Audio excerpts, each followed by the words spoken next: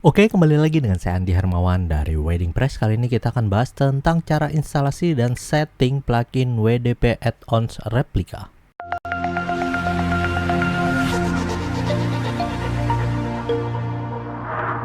Untuk Anda yang melakukan instalasi pada bagian plugin WDP Replika, silahkan ke bagian member area. Nanti Anda akan mendapati bagian akses lisensinya. Ya, di bagian sini nanti akan ada penanda khusus untuk link website yang akan ditambahkan atau yang dihubungkan, dan juga ini nanti statusnya. Selanjutnya di bagian link akses, nah di bagian member area nanti ada link akses. Pada bagian akses produk ya WDP Replika, beberapa lisensi, nanti misalnya satu lisensi, Anda akan mendapati di bagian sini download file khusus untuk file plugin WDP add-on replikanya. Oke, silahkan Anda download terlebih dahulu. Nanti file zip ya, format zip seperti ini yang bisa Anda dapatkan.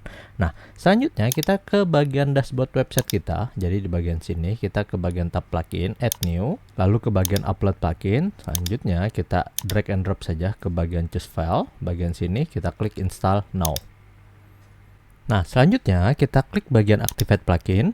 Dan kita lihat di bagian sini plugin WDP Replika sudah terinstall. Ya, di bagian sini WDP Add-on Serious untuk buat replika halaman penjualan agar mempermudah promosi. Jadi di bagian sini adalah khusus untuk plugin WDP Replika yang sudah terinstall. Selanjutnya kita tinggal melakukan aktivasi lisensinya. Nah, di bagian sini kalau belum melakukan aktivasi akan muncul. Kita tinggal klik saja bagian aktivasi lisensi, nanti akan diarahkan ke bagian tab WDP Replika. Kita tinggal masukkan kode lisensinya. Kode lisensi bisa kita dapatkan di bagian member area. Kita ke bagian member area, ada lisensi produk. Nah, di bagian sini ada lisensi produknya, kita copy saja. Selanjutnya kita arahkan kembali ke bagian website kita dan kita masukkan kode lisensinya.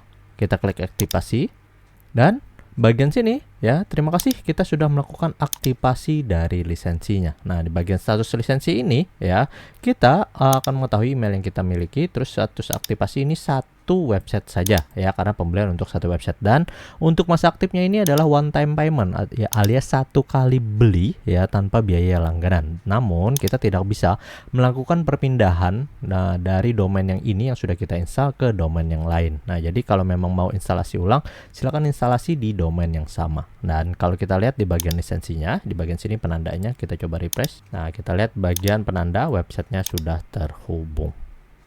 Oke, selanjutnya kita akan lihat lagi kembali ke bagian website kita. Di bagian sini ada beberapa tabs ya yang bisa kita klik, mulai dari lisensi, pengaturan. Nah, untuk pengaturan kita bisa aja atur blacklist domain, misalnya seperti demo, contoh ya, admin, dan lain sebagainya ya. Jadi kita tinggal memblacklist ya bagian subdomain yang tidak bisa di generate oleh user nantinya. Oke, batasi subdomain itu misalnya kita dengan 4 kata ya, dengan maksimal misalnya 10 huruf saja, 10 karakter. Nah, lalu di bagian sini apakah user mau login atau tidak untuk generate form ya. Misalnya kita bisa atur aktif atau tidak aktif. Jadi kalau aktif berarti user harus login dulu dan kita harus daftarkan usernya. Tapi kalau tidak terdaftar bisa aja pilih yang non aktif. Kita simpan perubahan dulu.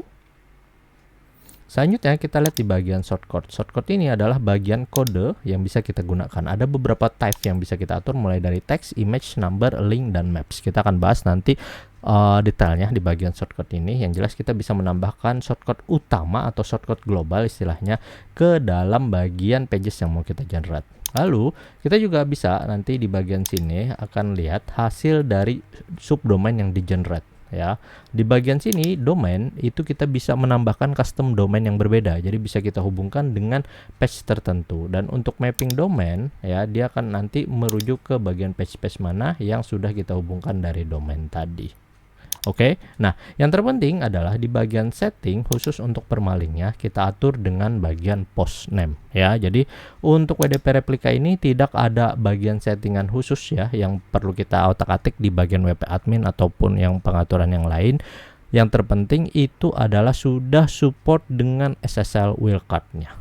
Oke, silakan dicoba. Semoga video ini bermanfaat. Saya Andi Hermawan dari Wedding Press.